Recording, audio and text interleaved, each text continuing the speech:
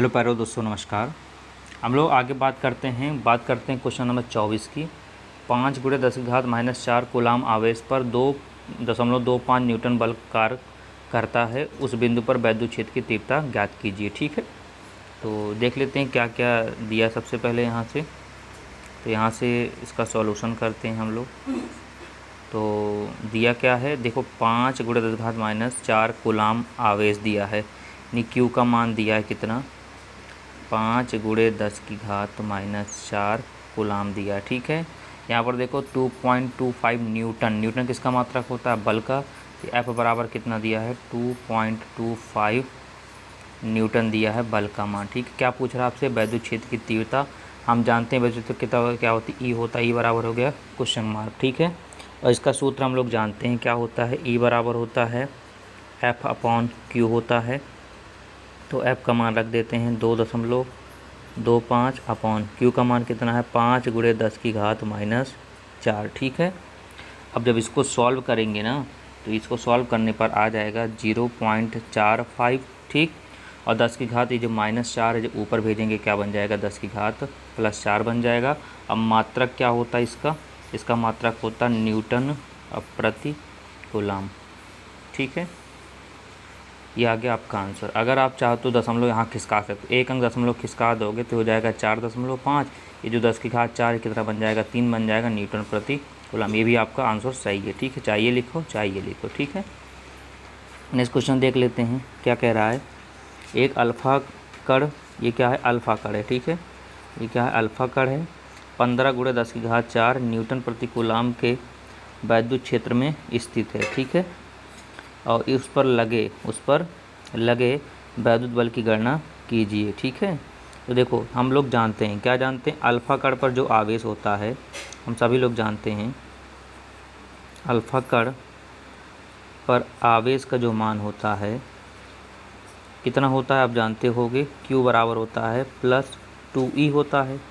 ठीक है, अगर इसको सॉल्व करेंगे 2 × E का मान होता है 1.6 × 10⁻⁻19। और इसको सॉल्व कर लेंगे कितना आ जाएगा, 16 दूना 32, 3.2 × 10⁻⁻19 कूलाम आ गया। ठीक है, और क्या दिया है, अब आगे क्वेश्चन में क्या कह रहा है, ध्यान दीजिए। इतना बात आज तक आपको समझ में आ गई होगी। ठीक है, अल्फ़ा कण पर इतना आवेश होता है।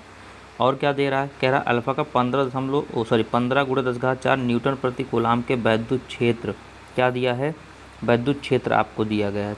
तो वैद्युत क्षेत्र कितना दिया गया है, आपको दिया गया है ई का मान कितना है, 15 × 10⁻⁴ न्यूटन प्रति कूलाम दिया गया है। ठीक है, क्या पूछ रहा है, वैद्युत बल की गणना करो, यानी पूछ रहा है आपसे कैपिटल F। हम सभी लोग जानते हैं F बराबर पढ़े हैं Q इंटू यहाँ पर E पढ़े हुए हैं। ठीक है, अब यहाँ पर मान रख देते हैं। Q का मान कितना है, देखो लिखा है 3.2 × 10⁻⁻19 गुणा E का मान कितना पता है आपको, 15 × 10⁻⁴। ठीक है, अब इसी क्या करते हैं, सॉल्यूशन कर देते हैं, तो आ जाएगा आपका 48.0 × 10⁻⁻15 आ जाएगा। और ये क्या होता है आपका, न्यूटन होता है। ठीक है, देखो यहाँ से अल्फ़ा कण पर हम लोग आवेश निकाल ले, Q बराबर होता है +2E होता है।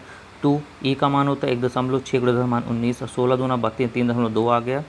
E का मान आपको पता था, F आपसे पूछ रहा है, इसका मतलब कोई रिलेशन है, हाँ पता है, कितना होता है, F बराबर QE होता है। तो 3.2 × 10⁻⁻19 ये रखा Q का मान, E का मान हो गया 15 × 10⁻⁴। इसको सॉल्व किया, ये आपका आंसर आया। ठीक है, उम्मीद करते हैं दोनों क्वेश्चन आपको समझ में आ गया होगा। कहीं पर समस्या आ रही हैं तो वीडियो को बैक करके एक बार फिर से देख लीजिए। हम आगे बढ़ते हैं नेक्स्ट क्वेश्चन नंबर 26 की ओर।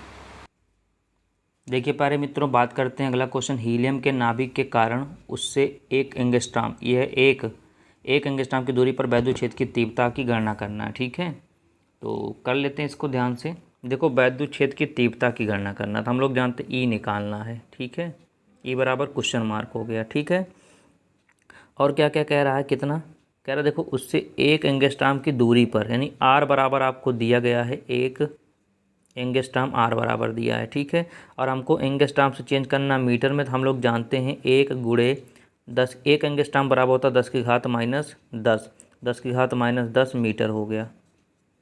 ठीक है, इतना बात समझ में आया। अब क्या कह रहा है यहाँ से, देखो आर मिल गया और ई आपसे पूछ रहा है, तो एक सूत्र पढ़े होंगे आप लोग, क्या पढ़े होंगे, ई बराबर 1/4 pi epsilon not Q upon are square, ये तो पढ़ा होगा। ठीक, कैसे पता लगा, यही लगेगा सूत्र, क्योंकि यहाँ पर क्या दिया है, आर दिया है। ठीक है, और यहाँ पर आर दिया है 1×10⁻⁻10 मीटर।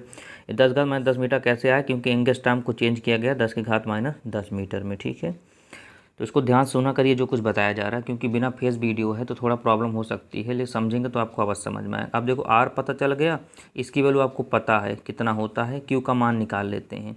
तो देखो हीलियम के नाभिक, क्या दिया, हीलियम का नाभिक, इससे पहले वाले क्वेश्चन में आपको बताया गया है हीलियम का नाभिक कितना होता है, क्यू बराबर होता है +2e होता है हमेशा।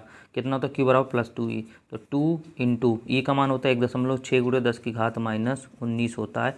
इसको जब सॉल्व करें 3.2 आ जाएगा, ×10⁻19 कूलाम आ जाएगा। ठीक है, ये हमको मिल गया, प्राप्त हो गया।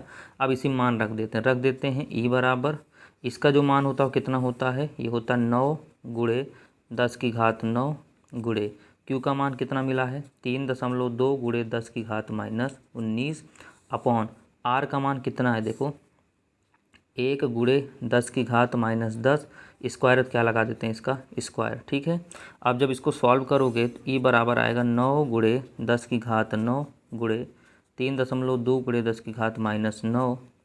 देखो एक का स्क्वायर करोगे तो एक आ जाएगा, 10 दूना कितना आ जाएगा 20, कितना आ जाएगा 10 दूना 20। ठीक है, जब इसको आप सॉल्व करोगे तो आ जाएगा 28.8 × 10⁻10 आ जाएगा। ठीक है, और अगर एक अंक पे इधर दशमलव के इधर बाएं तरफ इधर इसके तरफ क्या कर दें, एक अंक दशमलव खिसका दे, बन जाएगा 2.8 गुणे, जब इधर खिसकाएंगे तो इस अंक क्या बन जाएगा 11 बन जाएगा। ठीक है, और वैद्युत क्षेत्र का मात्रक होता क्या है आपको पता है, न्यूटन प्रति कूलाम होता है। ठीक है, देखो कैलकुलेशन आप करिएगा। ठीक है, अगर प्रॉब्लम तब भी आती है तो आप कमेंट कर दीजिएगा, आपको कैलकुलेशन बता दिया जाएगा। ठीक है, तो नेक्स्ट बात करते हैं अगला क्वेश्चन, 5.0 × 10⁸ कूलाम बिंदु आवेश से कितनी दूरी पर वैद्युत क्षेत्र की तीव्रता 450 न्यूटन प्रति कूलाम होगी। तो जो जो दिया लिख लेते हैं।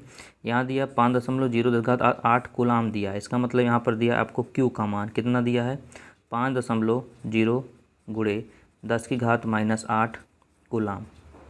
ठीक है, ये दिया गया है। चलिए ठीक है, और क्या क्या दिया है, कह रहा है कितनी दूरी पर है, यानी आपको निकालना आर बराबर हो गया क्वेश्चन मार्क। ठीक है, कह रहा है देखो वैद्युत क्षेत्र की तीव्रता, यानी आपको ई दिया गया, ई कितना दिया देखो 450 न्यूटन प्रति कूलाम दिया गया है। ठीक है, अब यहाँ से इसको सॉल्व कर लेते हैं। तो देखो फॉर्मूला क्या पता है, कोई फॉर्मूला पता है इसमें क्यू भी हो, आर भी हो, ई भी हो, आपको फॉर्मूला पता होना चाहिए क्या होता है। ठीक है, तो हम लोग सूत्र जानते हैं, ई बराबर होता है 1/4 pi epsilon not Q upon are square, ये तो होता है।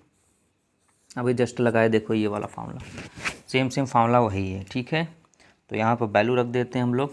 चलिए वैल्यू रखते हैं, तो यहाँ से लगाते हैं। देखो ई का मान कितना है 450 रख दिया बराबर, इसका मान कितना होता है 9×10⁻9 गुणे क्यू का मान कितना दिया है 5.0 × 10⁻8 अपॉन कितना दिया है आर स्क्वायर, हमको यही आर स्क्वायर निकालना। एक काम करते हैं, इसको ऊपर भेज देते हैं, 450 को नीचे भेज देते हैं। ठीक है, तो क्या करेंगे, इसको ऊपर भेज देंगे बराबर, देखो 9×5 = 45 आया, बात समझ में आया, कितना है 9×5 = 45, और कितना बचा यहाँ पर देखो 10⁻9 10⁻−8 तो बन जाएगा 10⁻1 बन जाएगा। ठीक है, इसको नीचे भेज दोगे 450 तो हो जाएगा 400, देखो 45 धामा 450, नीचे कितना है 450, दोनों कट जाएगा पर आएगा 1।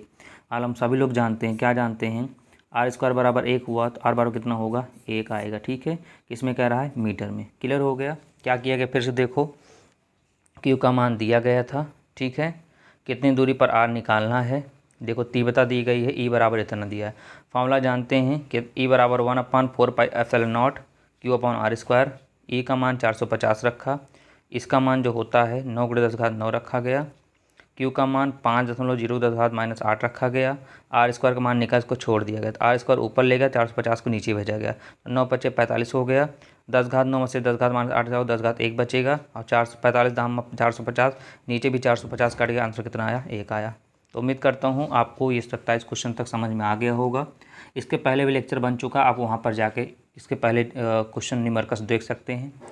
ठीक है, तो अब आगे मुलाकात करेंगे नेक्स्ट लेक्चर में, इसके आगे क्वेश्चन लेकर आएंगे।